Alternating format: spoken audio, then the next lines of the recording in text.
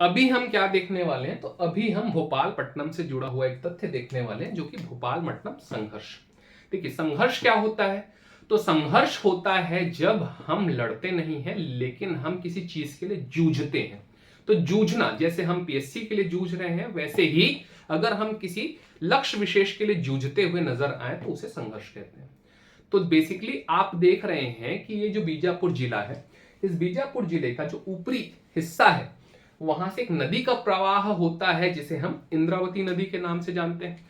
और जब हम ये पाते हैं कि इंद्रावती नदी पूरे के पूरे बस्तर जिले को अन्य बस्तर संभाग से अलग करती है, मतलब निचला हिस्सा अलग और ऊपरी हिस्सा अलग, तो 1795 का काल है। कब की बात कर रहे हैं हम? 1795। 1778 में कोटपाड़ की संधि हो चुकी है और कोटपाड़ की संधि के पश्चात बस्तर संभाग किसके अधीन आ चुका है? तो मराठाओं के अधीन आ चुका है। अब मराठाओं के अधीन तो आया है लेकिन अंग्रेजों के अधीन नहीं आया है। और मराठा हमारे जैसे ही दिखते थे, अर्थात उनका रंग भी भूरा था, लेकिन अंग्रेजों का रंग क्या था? अंग्रेजों को हम क्या बोलते हैं? गोरा।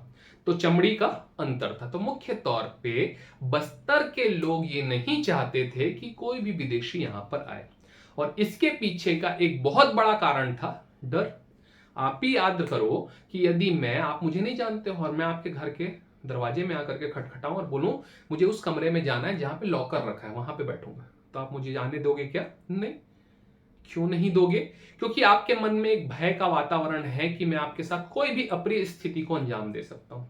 हो सकता है चाकू पकड़ करके आपके गले को रेत दूं, या और किसी भी प्रकार की अप्रिय स्थिति का सामना आपको करना पड़ सकता है। तो उसी प्रकार का भय था कि अंग्रेज आएंगे तो अपने साथ कुछ बुरी आदतें लाएंगे, कुछ कुरीतियां लाएंगे, हमारे लोगों के साथ कुछ ऐसा कर सकते हैं जिससे हमारे लोगों का नुकसान हो सकता है। तो हम किसी भी बाहरी व्यक्ति को बस्तर में प्रवेश नहीं देना चाहते थे। लेकिन इसी क्रम में एक व्यक्ति जो इधर कांकेर होता हुआ कहां पहुंचा? भोपालपट्टनम पहुंचा। और उस व्यक्ति का नाम क्या था? तो उस व्यक्ति का नाम था कैप्टन जे.टी. ब्लंट। किस नाम से जानेंगे उन्हें हम? कैप्टन जे.टी. ब्लंट। तो कैप्टन जे.टी. ब्लंट कांकेर के रास्ते कहां पहुंचा? भोपालपट्टनम पहुंचा। और भोपालपट्टनम पहुंचने के बाद वो आगे बढ़ना चाह रहा था और इंद्रावती नदी को पार करके बस्तर में प्रवेश करना चाहता था। मुख्य तौर पे उसके उद्देश्य राजनीतिक थे। वो यहां आकर के समस्त चीजों को समझना चाहता था और यहां पर आकर के एक प्रकार की रेकी करके समस्त चीजों को समझ करके यहाँ की राजनीतिक स्थिति को समझ करके वापस अंग्रेजों के पास जाता और इस क्षेत्र को अपने अधीन बनाने की दिशा में कदम बढ़वाना चाहता था। ठीक, लेकिन हुआ क्या?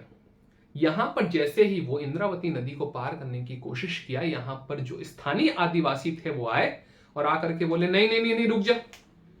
तो ये बोला क्यों? तो बोले नहीं, तेरे को हम इधर नहीं आने देंगे। तो ये बोला नहीं, मैं तो आना चाहता हूं। बोले क्या करेगा आके?